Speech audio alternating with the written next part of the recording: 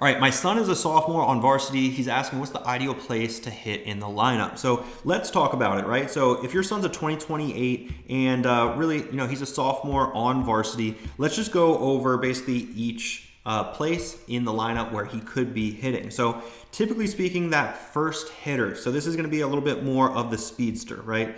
They're going to have speed in their tool box, so to speak, and that's what's going to be ultimately the leverage to get him on base as many times as possible. Another aspect of being a leadoff hitter is you do have to be somewhat passive because you want to see pitches as a leadoff hitter. So that way your 2-hole, your 3-hole, they have opportunities to see what the pitcher has that day. They're able to get their timing. And then also so we don't have to, go through one swing, one out, and then one pitch, one out, basically. And that's where the pitcher gets into a rhythm of, having us as hitters swing early in the count. That's where it's ideal to be able to be a good 2-strike hitter as a leadoff hitter. So next up, let's talk about the 2-hole hitter. In my opinion, the overall best.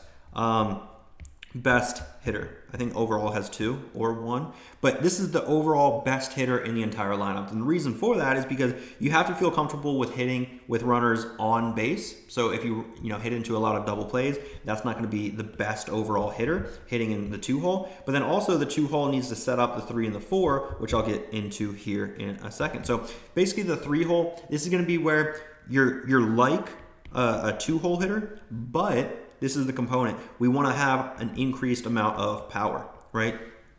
So we have good contact skills, which is really right there. We have that contact skills at that 3-hole hitter. We also feel comfortable in the box. We're a pretty good hitter, probably one of the better hitters on the team. But we also have that ability to have power at the plate. Now let's talk about number 4, because the 4-hole, the cleanup hitter, in an ideal world, leadoff hitter walks, 2-hole walks, 3-hole walks. Well, now we have, quite literally the bases juiced. The 3 first hitters are on base. This is where we want that 4-hole hitter to be able to clean up the bases, so to speak. So this is where contact isn't as important, but we want to have the ability to have contact, and especially at the high school level on varsity, you're going to have contact ability.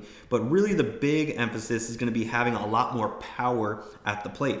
Now, as far as really 5, 6, 7, this is going to be an area where we have an overlap of typically more power or less contact, or more contact ability and less power, right? So this is going to be a mix. Really the 5, 6, 7, ideally we want to be closer to that 4 or 5 if possible, because there's going to also be more at-bats and more opportunities to drive in runs.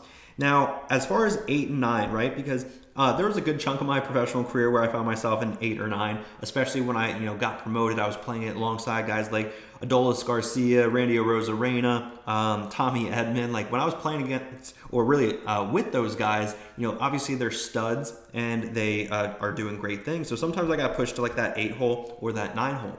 Now, let's start actually with the 9-hole, because the 9-hole, if you really think about it, and especially from the managerial perspective, this is your second leadoff. And for me in particular, my playing profile, and by the way, all of you should know what your playing profile is.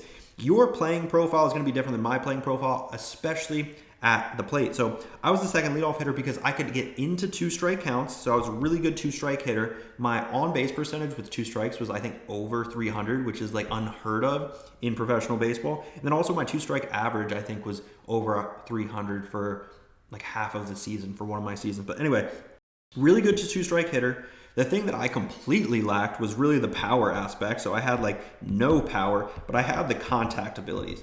And I found myself on base a decent amount. So I provided value even though I was a really good defender at the plate, because I was that second leadoff. So if I get on base for now the leadoff, the true leadoff, the 1-hole, that's the guy where he can now be not so passive, and now that's when he can take more chances, try to hit for maybe a little bit more power, and maybe try getting maybe a hustle double, especially if he has that speed. Now 8, same kind of idea. This is going to be where the contact is probably going to be the thing that's limited. So in my opinion, 8 or 9, if you're a sophomore on varsity, we want to be somewhere probably in this range if possible. But you also have to think about it. If you're a sophomore on varsity, you have better competition. You shouldn't be too concerned on what you're hitting in the lineup. Like if you're good enough to play on varsity, take that as an opportunity to learn and grow within the game while playing the game, because you don't learn and grow within the game by sitting on the bench. So always keep that in mind, especially for sophomores going